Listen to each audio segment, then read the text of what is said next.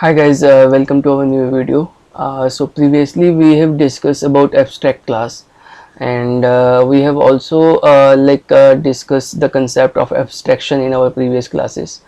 So abstraction is having two parts mainly: the abstract class, or you can say another concept is interface.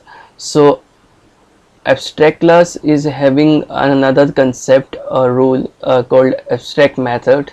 So many people get confused about this. So we are discussing this into our this lecture. So abstract methods are the methods which are not implemented into the abstract class. Okay, so whatever the method we are not implementing into our parent class or super class or abstract class, we can say. So there's those methods we generally define it as abstract methods. So this is what our Java concept says. So accordingly we follow that process. It will be recommended to follow that process also.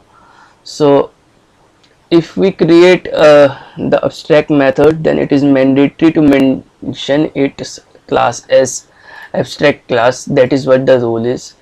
If we are declaring some method as abstract method or some another method as normal method into our class, so if there is any even a single abstract method is there into our class, then our class should be declared as abstract. Okay, so abstract is a keyword here.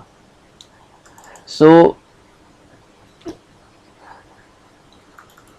print is an abstract method here because we are not defining it. Okay, so abstract methods are having one more feature, like how you will identify or how you will write. These methods should end with the semicolon. Okay, so this is an abstract method. It's end with a semicolon because we are not defining it. Okay, so we will declare it as an abstract method. Then if we are declaring some method as an abstract method into our class, okay, then the class name should be prefixed with the abstract keyword, like this. Okay, so before declaration of the class, you will write the keyword abstract here. Before a method declaration, you will write the keyword as abstract here. Then if some method is extending this a class, okay, so it contains the abstract method. If it is not defining this method, print. Okay, so then this class will also be declared as an abstract class because it is extending the a. If it is not defining the print, okay, if it is not defining the print here in this class, then it will be declared as abstract. Okay, for example, if we are defining something like void show here, okay, we are defining what the void show here and not defining the print into our this class, okay, into our C class, then it will be declared as abstract because it is a child class of A. So it is automatically inheriting this method here.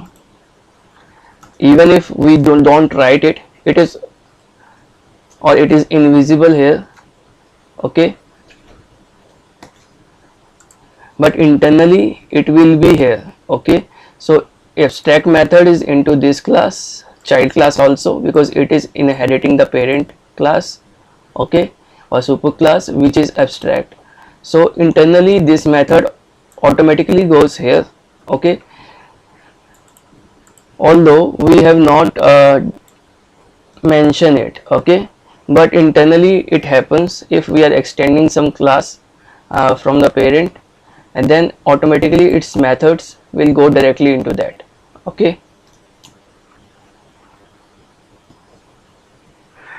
then there is another child class which is also extending a, but in this class we are defining this print method here. Okay, and we are mentioning it, we are defining and overriding the class A abstract method.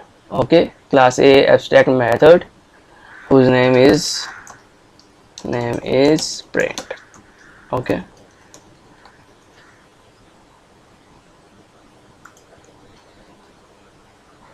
okay, so we are defining the print method here into this class.